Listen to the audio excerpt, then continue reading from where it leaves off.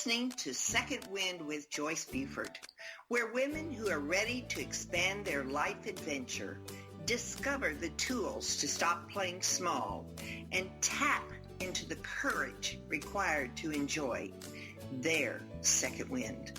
Welcome. Good morning, wherever you are. Thank you for being here today. It's always a pleasure to know that you're out there listening, and I'm so excited to share my guest with you today. But you know, Second Wind was really created for you. From my own transition of divorce, I really wanted to supply something for you going through your journey of difficult days, so that you could be encouraged to know you have to start with you to recover the pain that you've gone through. And it's also another reason is the encouragement that you do start with you, but it's also to inspire you. I want you to know you have anything you want out there ahead of you. And once you go through this, you can dream bigger and bigger and bigger. And of course, the third thing would be to inform you how to get your second wind. Now, I do that through my guests. They are my stars. They lead with their examples of how they faced transition and became a winner in life. Now, it's all about connection and support. Healing is all about connection and support. So I encourage you today to think about these words that you're going to hear on this podcast today, because it's for you that I am here. Now, my guest today is an awesome lady, of course, as we all are awesome in our own right. She started her days born in the East, in Pennsylvania, and she spent her first 20 years working in politics and nonprofit work, living in Washington, D.C., on and off for more than a decade. Heather Creekmore is her name. And Heather holds a master's degree in public policy and political management and managed 2 U.S. congressional races. Oh my gosh, Heather, this is just, I'm hearing all this stuff on the podcast and everything. I'm going, oh my goodness. A few days after her 30th birthday, Heather met a Marine fighter pilot on eHarmony.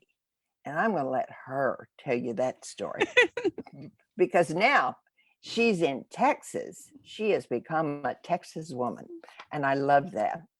So today, I'm going to let her tell the story, and this is what Heather writes on her website. Today, I am a pastor's wife, homeschooling mom of 4, failed Netflix baker, episode 1 of Nailed It. I missed that episode, but Heather, she is the author of 2 books, but she started out with her first one being named Compared to Who. She is also bi-weekly podcaster of Compared to Who, which you will definitely want to connect with as you learn more about Heather's journey. She is, I'm sure, a sought-after speaker, sending inspiration to those that hear her speak. Now, in her words, but most of all, I am just a woman who loves Jesus and knows what it feels like to struggle with body image and comparison. My passion is to see Christian women set free from all-consuming worry over the scale, mirror, or lure of comparison, so they are free to pursue God's purpose for their lives. Beautifully said, Heather. Welcome, welcome, welcome to Second Wind. Oh, thank you so much for having me, Joyce. It's a pleasure to be with you. She's just down the road from me, Yep. maybe 100 miles, 150 miles. Yeah, just go south. Yes, go south. In a pretty part of Texas it is too. So we have to go back to young man you met? Mhm. Women always want to know the young man on eHarmony. I thought that was very interesting because he totally changed your world. He sure did. Yeah. And, there's a God story, of course, with all of that. But I Sure. was turning 30 and I was pretty sure I was never going to find a man. Oh. and back then, I mean, now internet dating is a lot more common. Yeah. Joyce, I'm so sorry. The phone is, I am so sorry about that. That's okay. I guess my husband has the power to break through. Speaking, he knew I was talking about him. Nothing stops them. He has the power to break through my do not disturb. I'm so sorry about that. It's completely off now. That's perfect. So anyway, that guy, it was not socially acceptable, really, yet when we met almost 20 years ago to do internet dating. But I was turning 30 and I was a little panicked. And so I was like, I'll try this internet dating thing. And if it doesn't go well, I'll just never tell anyone that I did it. Secret. So I did, and I got matched with this guy. It said Marine fighter pilot. And I was like, click here. Yeah. I'll check that box. I'm interested. Yeah. And, the backstory on that is I knew from age 16 that God had called me to be a pastor's wife. Really? But I spent from age 16 to 30 trying to date everyone who wasn't a pastor. Oh, And so it's like Marine fighter pilot. I am all in for that. And it was our second or third date. Mm-hmm. We pretty much knew right away that we were a match, but our second or third date, he said, I think God might be calling me into ministry. What would you think about that? And I was just like, yeah, he probably is. Yes, I knew this. I knew this way before you did. Oh, that's so interesting. Well, you're right.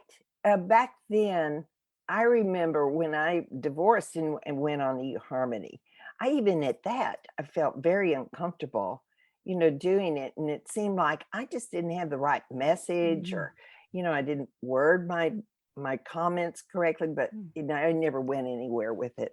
But anyway, your story is wonderful. Yes, I like that. Now, your message is really so needed in the world because and I want to say we as women, tend to compare ourselves. That is what we live our life by. Not that we realize we do, but we do. We want to be thinner because we want to look better than Susie, Jeff, whatever, whoever.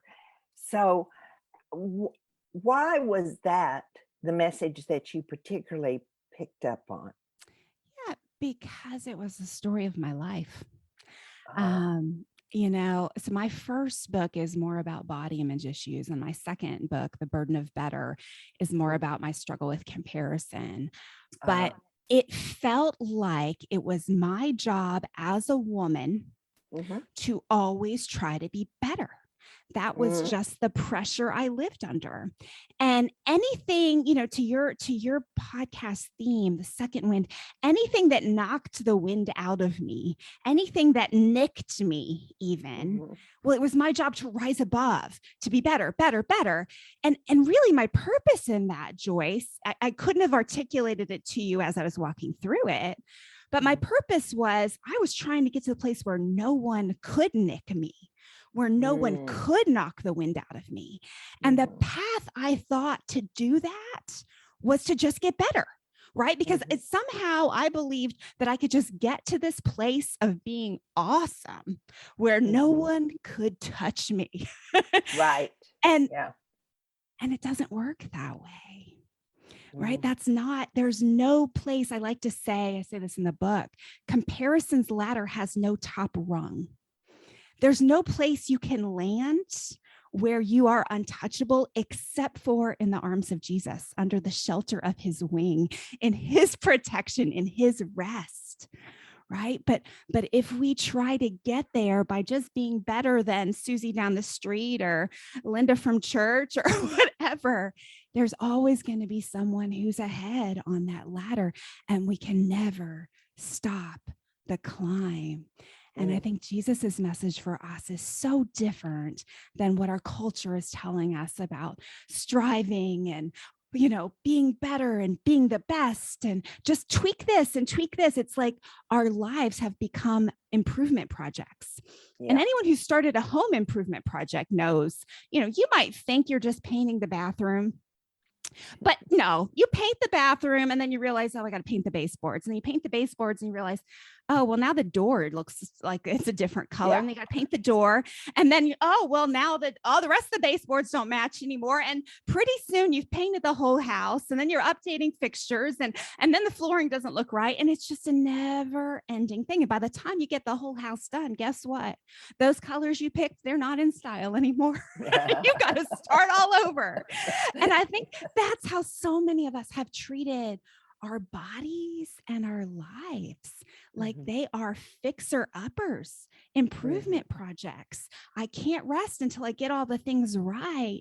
But anyone who's been journeying for a number of decades knows that rest never comes. You never get it all right. And then there's aging, right? Like if we're talking about body stuff, you can try to get it all right, but aging has an opinion. It certainly does. Yes. I've arrived. I'm a little few years ahead of you. And there are some things there's no way you can prepare for. You know, once you first see them on your body, you go, oh my gosh. Look, that's a sign. Where did that come from? Yes. And I don't like it. So there is the struggle of accepting those changes like aging with grace that we really do need. And I know I went to your website, of course, as I go to all of them, but just to see your website, and you do address all of those topics that we tend to fear.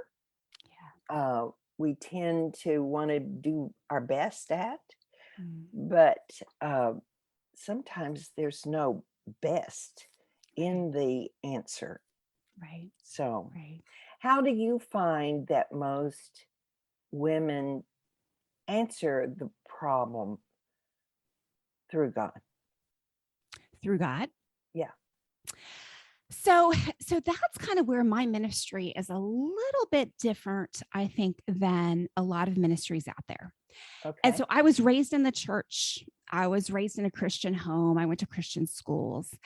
And so for me, I had always just heard the answer to, let's just talk about body image specifically, because I think as women, we can agree that's an area where we compare ourselves a lot. Right? That's almost a universal, right? Yes. So in the area of body image, I go to the women's meeting, and it felt like the answer was always, well, you just need to remember you're fearfully and wonderfully made. Psalm 139:14, just remember you're fearfully and wonderfully made. And then remember 1 Samuel that God looks at the heart, he doesn't look at the body. But then Joyce, if I'm just really bluntly honest, which is one of my strengths or weaknesses, depending, I'd look around and I would see that, okay, yes, God did make everyone look different. Okay, I believe, God is an awesome creator. So I believe he created me. But it still was a struggle in my heart because I was kind of angry that he didn't create me to look more like her or her or her. And even in the church, I felt like there were models set up for me of, yeah, you're created to look like you, but wouldn't your life be better if you looked a little bit more like her? Right. Yes. And so those are the messages that I internalized, and I had a really difficult time just as a Christian girl, as a girl who was devoted to, I want to do what God wants me to do. I know what's most important is God's purpose for my life, but I really struggled with food. I Yeah. struggled with, eating disorders, disordered eating, and then just a nonstop conversation in my head over what I needed to do to make my body look better. Counting calories, thinking about how much I'd exercised, thinking about the diet I needed to start Monday, thinking about what size I wore, thinking about what the scale said. It just would not shut up. And so to your question, as a Christian girl, I didn't feel like I had a meaty enough answer because I could not reconcile what was going on in my brain nonstop with the I'm fearfully and wonderfully made. It just didn't seem like it was enough. And I knew better. I knew God's word was always enough. I knew God's word does not return void. Like I knew it had to be, but I just couldn't make it come together in any way that healed me. And so it wasn't until my husband was preparing to go into the ministry. And this was before everyone had AirPods where you could walk around and do things while listening to stuff. So my husband had to just blare his ministers, his sermons. He had to blare those through the house. So I got to listen too. And so one day he was listening to a sermon and the pastor was talking about modern day idolatry. Now, I was raised in the church and I knew I didn't have an idol problem. The first commandment was no issue for me because we didn't have any statues. My mom wouldn't let us have a garden gnome just in case that was some sort of idol. I mean, the Chinese restaurants with the big Buddhas, you had to look the other way as you went inside. I knew, Joyce, idolatry was not a problem for me. Right. And yet, this man is preaching through my kitchen and talking about how a modern day idol is anything that we believe will save us.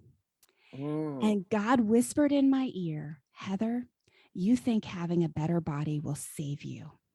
You think you'll be able to rest if you can just get the size, get the look, get the shape.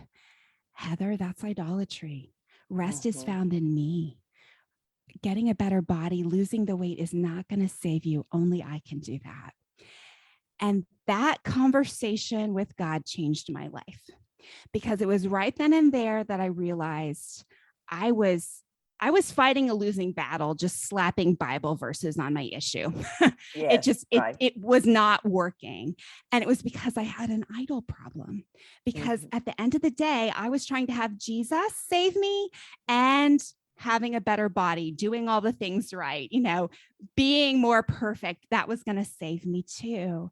And I had to lay that idol down. And to be honest, I have to lay it down every single morning because I'm an addict. That's what I like. I mean, I was a good Christian girl, didn't tamper with anything.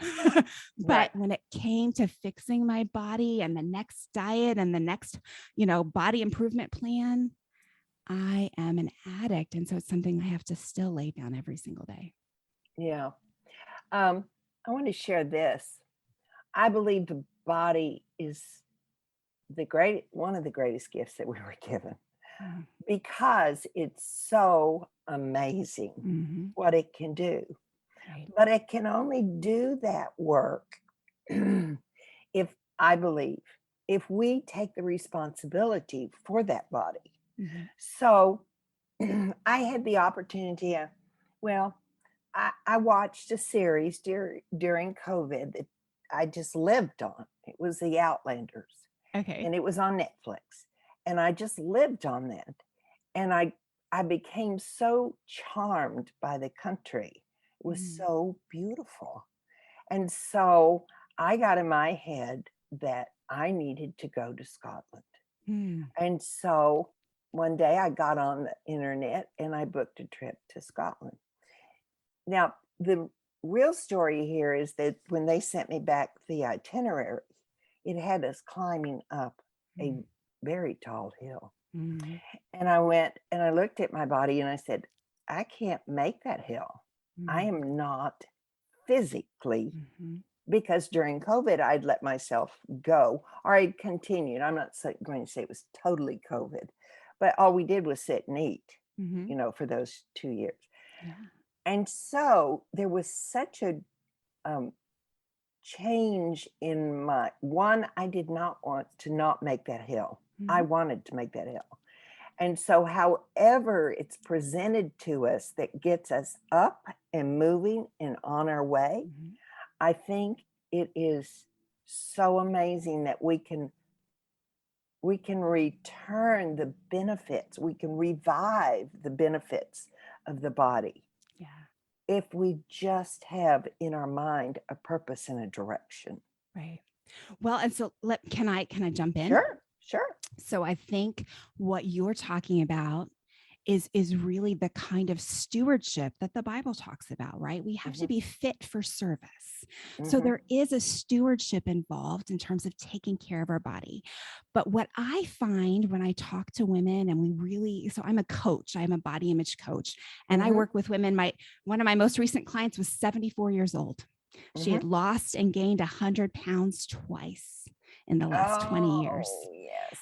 So I mean, I work with a wide gamut. I've got 25-year-olds and I've got 75-year-olds and everyone in between.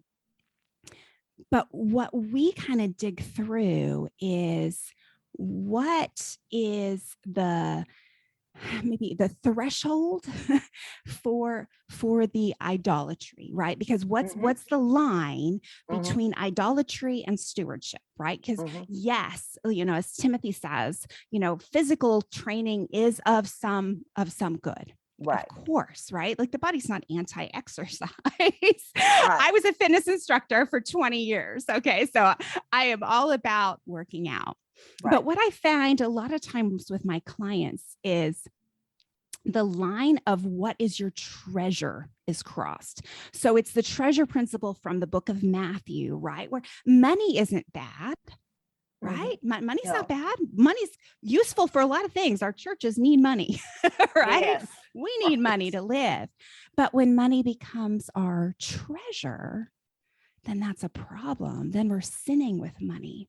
And so what's happened, I think, because of the cultural messages we've received about our worth and our value being connected to our physical appearance, we've made our bodies a treasure in a way that is a distortion of not only, like, of course, our bodies are good, but our bodies are not the ultimate good. And so when we put so much effort and focus into making our bodies good, then we have to say, for what reason? And too often, and this is kind of a little cringy to say, but it's so true. It's true for me. Too often, if we're really honest and dig into the mess in our hearts, the reason why we want our bodies to look a certain way or be a certain way is because we kind of want a little bit of glory for ourselves. We kind of want a little bit of worship coming over here. Now, most of us would never articulate it in that way. We would probably think more like, I need to change clothes 7 times before church until I find an outfit that people are going to say, oh, Heather, you look good today. And it's so innocent and so sneaky and yet so easy for me to shift my focus in taking care of my body from I want to be a good steward of this vessel so I'm fit for service into I kind of want people to worship my vessel. Like, hey, could you just kind of think I'm pretty? Could you just think I'm attractive? Right. And and we use that verse. I mean, I grew up in the church, like I said, I heard those verses used a zillion times in this context, right? That your body is the temple of the Holy Spirit. But what is a temple? A temple is useful. It is a place where worship occurs, right? We don't stand outside of our churches and say, oh, what a beautiful church building. I'm worshiping the temple. Oh, I'm so glad this temple is so pretty. I can worship this gorgeous temple, right? You don't worship the temple. The temple is used for worship. And I think that's where a lot of us as Christians get stuck. It just gets muddy. And we kind of just a little bit, just a teeny tiny bit, want our temples to be worshiped instead of focusing on using our temples for worship.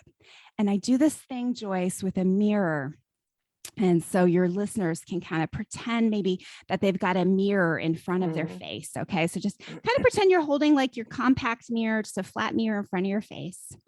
And so what culture tells us is you have to stare in the mirror longer and harder and just find something you love about yourself, right? Like, okay, if you don't like your legs, you just focus on, how great your eyes are, how nice your smile is, right? Just stare longer and harder till you love you more.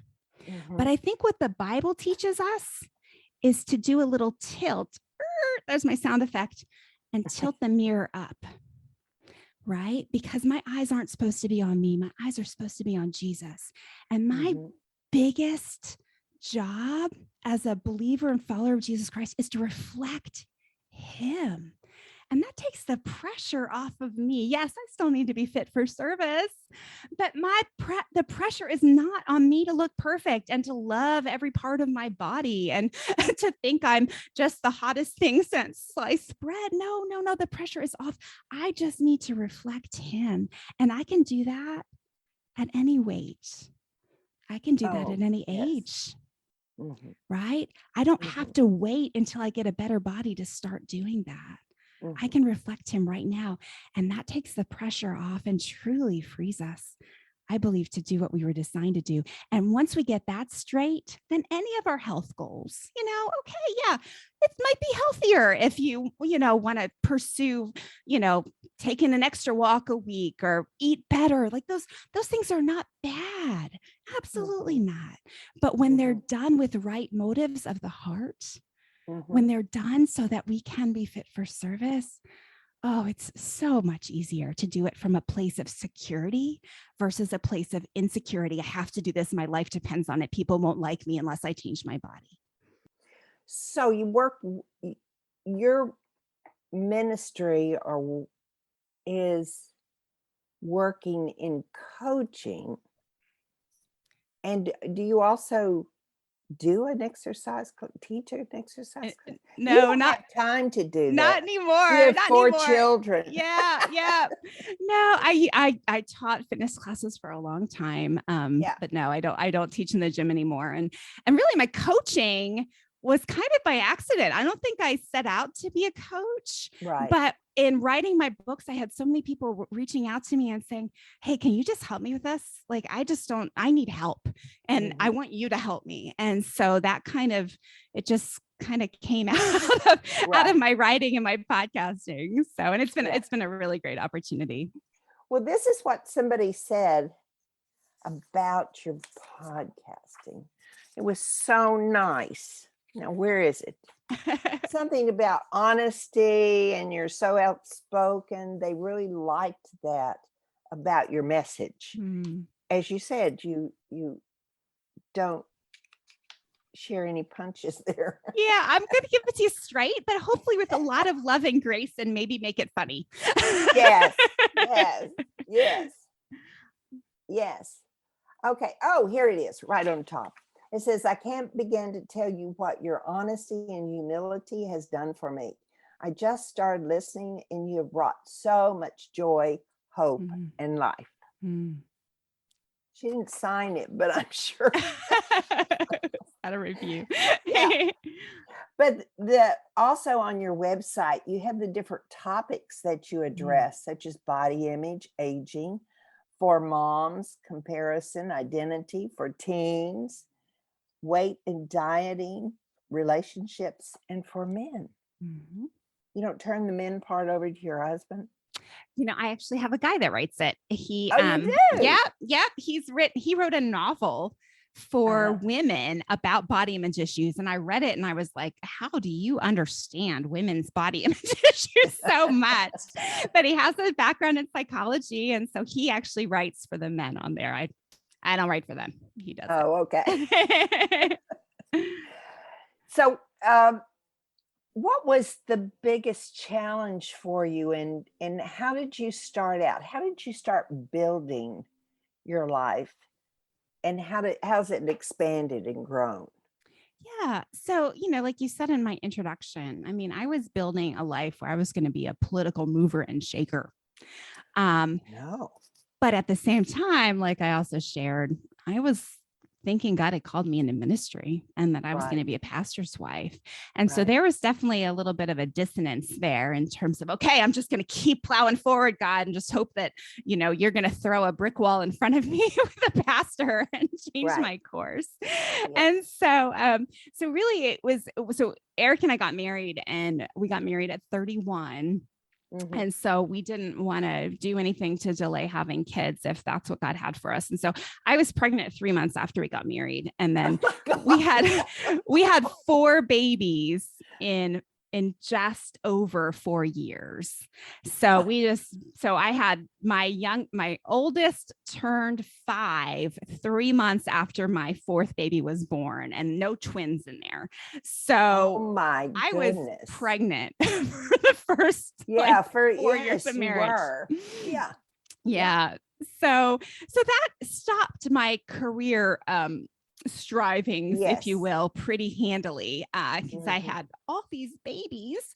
And then, God started talking to me after my youngest was born about starting to write again, and gave me some opportunities to start just writing. And then it was just kind of a step by step, like, just do the next right thing. I really can't tell you that I had this vision that someday I would just be writing books and coaching women.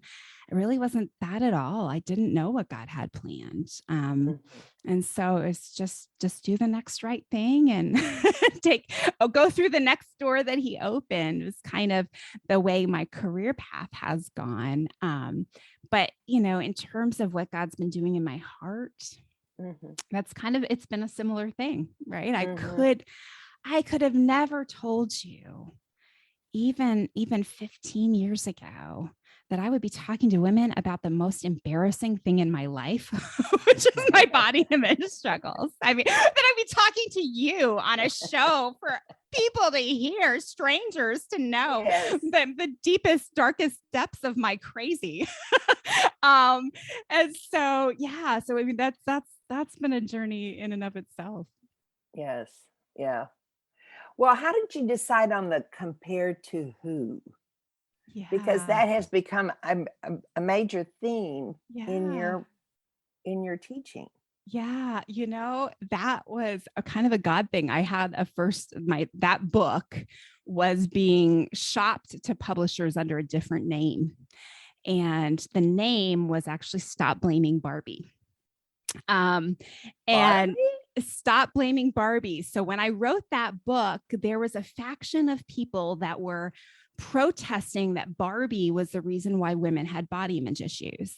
Now, there's a lot to that, but of course, but I felt like, no, this is a hard issue, right? Rachel and Leah didn't have Barbie to play with, and yet God tells us one is hot and one is not. So this issue's been around a lot longer than Barbie dolls have.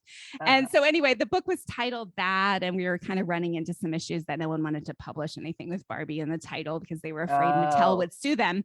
And so one day I was just kind of looking around, just kind of like, where should I go? And also there's the challenge of addressing body image directly was a little uncomfortable, right? A lot of women don't want to sign up for a Facebook page that says women with body image issues. Like, you're not going to share that. Right. No. So I was like, maybe I'm missing something in comparison. And maybe comparison is really the bigger umbrella issue that all of these things we struggle with fall under. And then that's where compared to who was born. Now, I know one of your listeners is a former English teacher, I'm sure, and is thinking, doesn't that dear woman know that it should be compared to whom? And so I will speak directly to her because I get your emails. And I do know, I absolutely know it should be compared to whom. But so I had to make a strategic choice. Compared to whom felt a little stuffy, maybe a little British, It's like, it just didn't seem approachable. And so I had to take the risk of getting a grammar rule wrong in order to to have people believe that I was more relatable. So That's so funny. I bet you get that a lot. I was getting I actually had to put a page on my website because I was getting so many messages from people saying, I'm sure you're nice, but you're getting this wrong. So. For a smart woman, you should know it's whom, not who. Right.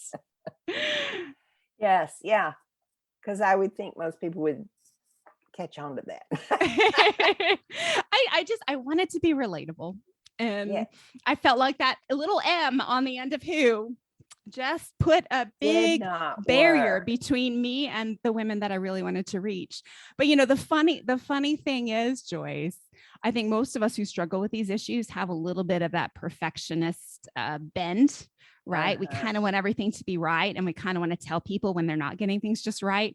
And so I think that's why my audience, even more so, is probably like, aha, gotcha. You got something wrong. Like, no, I did it on purpose. I know.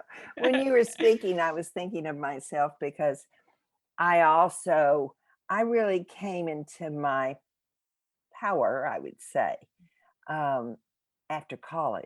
Mm-hmm. And so I worked for IBM, and it was like an acceptance when they heard a woman worked for IBM. Now I was in office products.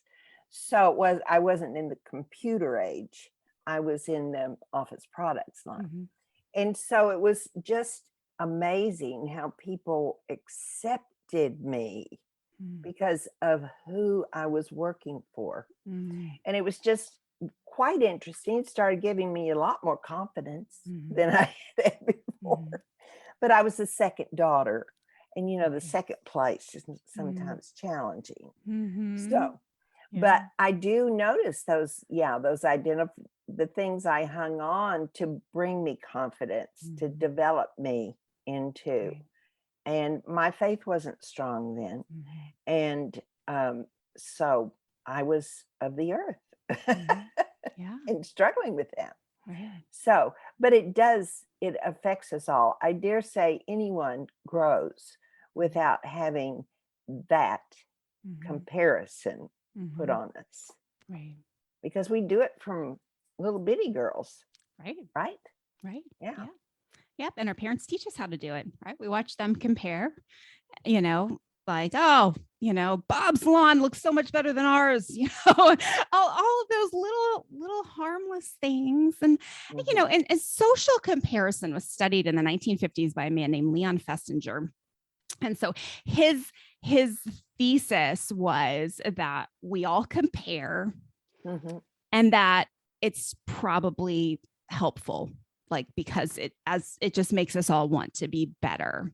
But I really feel like the message of the Bible is different because, I was blown away when I was researching this book, Joyce, because envy is something we don't like to talk about a lot. Right. Right. Comparison. That's nice. That's just, oh, whoopsie doodle. Yes. Oh, shucks. I compared myself again. Right. But envy, and I think part of the reason we don't talk about it is because, like, we confuse envy and jealousy, like which is which. I don't know the difference. Like, I had to sit down and research the difference because I've heard them used so interchangeably. But jealousy is when we are frustrated by someone who has something or is getting something that is rightfully ours, right? And so God is a jealous God.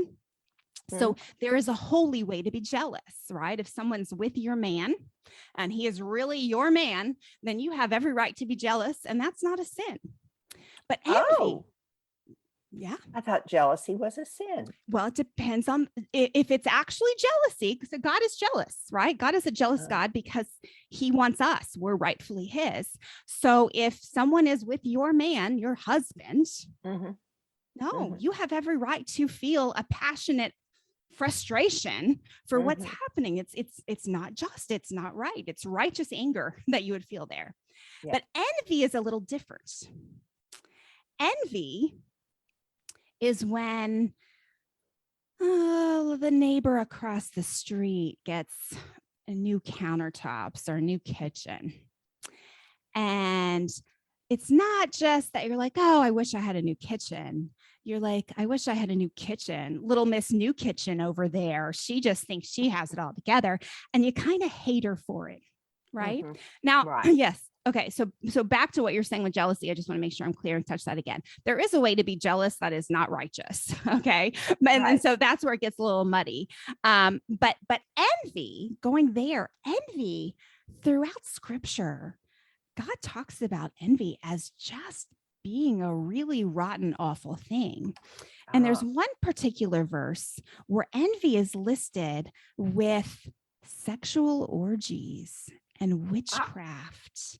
And I wish I had the reference. I have to pull it up. But it shocked me because it was like, we don't think about envy as being that serious, right? But God does. Wow. God does. I have to look that up myself. I do. I'm going to see to if I can distinguish between the two words. Because you're right. Yes. Jealousy seems to have more power for me than envy does. Yes. I was just looking to see if I could find this verse quickly, and I think I did. I think it's Galatians 5. Galatians 5, 20 and 21. Actually, I need to go back a little bit further. I think it's 19, 20 and 21. But it talks about, it has that list: idolatry, witchcraft, hatred, discord, fits of rage, selfish ambition, dissensions, factions, drunkenness, orgies, and the like. I warn you, as I did before, that those who live like this will not inherit the kingdom of God. Those of us who are envious will not inherit the kingdom of God.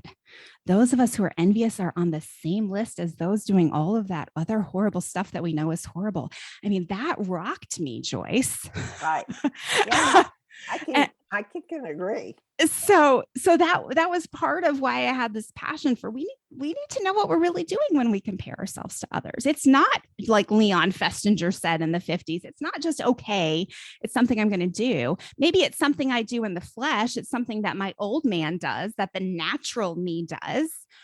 But now that I'm born again, I don't walk in the flesh anymore. I walk in the spirit. And God says, no, that is not a fruit of the spirit. That is a fruit of the flesh. So tell us about your podcast. Yeah. You come on air 2 times a week. And what are those days? Tuesdays and Fridays. And I have guests sometimes. I'm just trying to take my listener on a journey to body image freedom is what I like to say. And so we talk about just kind of all the ins and outs of the struggle. So in the summer, I'm talking about like, how do you feel about your body on vacation? How can you not have body image issues come up while you're on vacation? What are some practical things you can do to not have, feeling bad in a bathing suit ruin your beach vacation? But we talk about, what do you do about food? How do you be in a healthy relationship with food where you're not, using it as an idol or as a crutch, but nourishing your body in a way that's healthy and helpful. And so we talk about that, but you name it, Joyce, we're all over the place. Just anything how do you deal with family members that don't like the way you look or the way you weigh? What do you do if your husband doesn't like the way you look? Which is a real struggle. What do you do if he's looking at porn? What do you do if your kids are saying that they don't like the way they look? How do you help them? So we run the gamut. You name it. If you can think of it, we've probably talked about it on this show. Yes. Yeah. Do your listeners ever call in with suggested topics? I wish I had a way for them to call in, but I do get emails with suggested topics for sure. Yeah. That would be so helpful. I always want people to give me ideas. I know. But so far, I haven't been able to get. And it's not because I'm doing it all right. I know that. I know there's somebody out there that has a desire, a question, and it would like to have that special guest that will help them make their decisions. But you talk about freedom. Freedom Mhm. never comes when you get the thing that idol promises. Mhm. Tell us a little bit more about that. Freedom. Yeah. We all seem to want freedom Right. Right. as an idol. As an idol. Right. Right. And you know, I sometimes wonder, we say it's freedom that we want, Mhm. but I wonder if we really are confusing it for the word for rest. So let me use dieting as an Good point. example. Mhm. So when you start a diet, you never start a diet hoping to be on the diet for the rest of your life, right? You start Right. a diet hoping that in 6 weeks or 6 months or 6 years, you will be at a point Mhm. where you cannot be on the diet anymore, where Right. you can like your body and where you can do what? You can rest. We can stop Mhm. thinking about the food and the counting and the portions and all that stuff, where you can just exhale. Okay, I'm there. I can rest. And that's what idols promise us, right? They promise us, okay, when you just get your body the way you want it, then you can rest. When you get your house the way you want it, then you can rest. When you get the job title that you want, then you can rest. When you get the man, then you can rest. When your kids do this thing, then you can rest. And there's always something else you get on the treadmill, and it never stops. Right. And just in the body arena, I know so many women that have lost the weight. Mhm. And then the lie says, well, now you got to like tone up the parts and you've got extra skin. Maybe you should go get surgery. And oh, yeah, okay, your body looks okay. Now it's a shame about your face. Why don't you go get a facelift? Oh, look, oh, now that you're thinner, your chest looks smaller. Maybe you should go get implants. And not that any of those things are sinful. Hear me. But it's just the path that the idol takes you on will Mhm. never end if you are looking for freedom, back to your question, on Mhm. that path. There's no place you're going to land where you're free and you can exhale and just rest. I have Mhm. never met a woman who got the body that she always dreamed of and felt content there. Mhm. And I know lots of women that have done many diets and been in the gyms and competed in fitness competitions and all of those things. You would look at their body and empirically think, oh, if I could just look like that, then I'd be able to rest. Right. And they're Yeah. not resting. Yeah. And so that's the illusion, right? The only freedom we can really find is freedom in Christ. And that's the only place we can find rest too. Mhm. Mhm. Yes, the weight issue is something, it's really a life change. It's not a Mhm. short-term Mhm. fix. Right. And I think a lot of us do that. So it's a decision. Mhm. I want this body or I don't want that body. Yeah. And I'll need help keeping it, God, by the way. Yes, Yeah. definitely. Definitely. The ideal me is just another idol that keeps me trapped in shame and guilt. Mm. I don't like the word shame and guilt Mm. for some reason. Mhm. You know, who was it that wrote the book about shame? Brene Brown. Yes, she did. And then I'm the man. I've also Hmm. Wayne Dyer. Didn't he talk Okay. some Okay. about it as well? Okay. I think he Yep. did. So I don't like that word Mhm. because I don't like to feel shameful Mhm. or guilty. Mhm. And so, do you have a verse that addresses that? Or can we just go to our Bibles and find that in the Yeah, I don't I don't know that I have one that addresses that specifically, but if I can go a little deeper. Sure. So I think the reason why a lot of us feel guilt and shame, especially around like ourselves and our own stuff, is Mhm. that we feel like we've fallen short from who we wanted to be. So in The Burden of Better, I talk about this in chapter 5. The chapter is called The Ideal Me. And I kind of joke around about how I thought, what kind of mom I thought I was going to be. Like I remember, so I was single all through my 20s, and I remember watching like, young moms around me like feed their kids chicken nuggets. And I was like, there's no way when I'm a mom, I'm going to feed my kids better than that. I'll be, cutting up vegetables for them, and they'll never eat that processed chicken nugget stuff. And then I became a mom, and like I said, 4 kids in 4 years, so that mine were all close together. I mean, I could barely get the chicken nuggets fully cooked in the microwave. like that was the best lunch they were going to have. And if they were still a little frozen, just deal with it, children. Mom's tired. But in that, I can say it and joke about it, but in that, Joyce, I felt a lot of shame, a lot of guilt. Like I'm letting them down. I'm letting myself down. I should do better. This is not the kind of mom that I wanted to be. I should do this, and I should do this. And then I would do this. I don't know. I'm sure some of your listeners can relate to this, and probably you can too. This cycle of like making vows to myself. Like I'm going to go to bed. I'm going to promise tomorrow I'm going to be more like the ideal me. Tomorrow I'm going to be a better mom. Tomorrow I'm going to make them this homemade lunch. And we're going to spend all day doing arts and crafts, which I am not a craftsy person at all. So that would be like asking me to climb Everest with no gear. Okay. So I'm like, but I would make this vow to myself at night that's what I was going to do the next day. And then I'd fail again. And then in that failure, feel guilt and shame and condemnation. Oh, here I am, a bad mom. And what's really underneath that cycle is idolatry, because I believe that ideal me actually has something to say about my life, that ideal me actually has a place in my life of importance, a position that I should be respecting and trying to strive towards. And what I picture, Joyce, is it's almost as if I've written the book of Heather. Right? Like here's all the things that Heather needs to be accepted by Heather. Heather will be acceptable to Heather if she makes her children a great lunch, if she does arts and crafts with her children. And it's this whole extensive list. I mean, it's not just childcare, right? It's body, it's all the things I have to do to feel like I'm acceptable to me.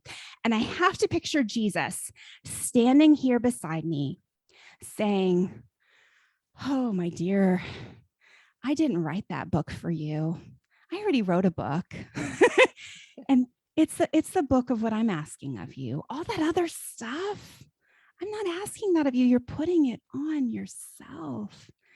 And so back to the guilt and shame, it's only because I've given that ideal me the power to rule in my life that I feel the guilt and shame.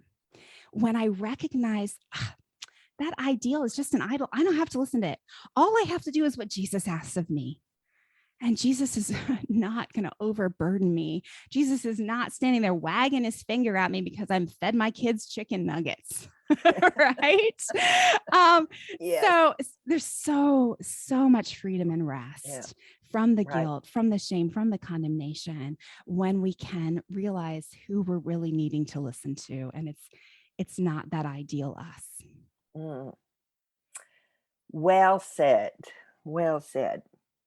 Well, I'm afraid we've come to the end of our hour, and I could keep going. You have been so charming and shared so much good thought and discussion that I don't want to turn loose of you, but I guess I must. Now, for my listeners, tell me, please, your website so that they can go to, and the days of your podcast. Now, I know they can get it. It's ongoing, and it's what it's on and all that for them. Yeah, will you? Sure. So you can find me at Compared to Who, and it's .me. So it's comparedtowho.me. And you can, there's information about podcasts on there and about my coaching and just all kinds. I've got more than 500 articles on there. Takes a little weeding through, use the search bar, but there's a lot of information on there. I'm trying to make it more user friendly, but there's just so much. And then my podcast is everywhere you listen to podcasts, Apple Podcasts. You can listen to it on Alexa, have it blare through your home if you do that. You can listen to it on Spotify. Yep. Compared to Who. Yep. It's the Compared to Who show. Yeah. Yes. So, okay. So we've shared all that information because I really do want my listeners to go to your website, to take advantage of the podcast, to see maybe they need some growth here. So if you, I'm going to thank you again. If you give me a few minutes, I'm going to speak to my listeners that encouraging you out there that are listening. If you will, go to Heather's website and find all that she has offered there for you, which is amazing. And you are here with me today, but I know somebody out there that needs to hear the message. So I ask that you share this. I always ask you to do this, but sometimes it's more that you're trying to help a friend grow to move into a new space so that her life can be more enriched. So if you will do that, I'll be very happy, and I look forward to you being here next week so that you again can be exposed to a wonderful guest that can help you transition through your life.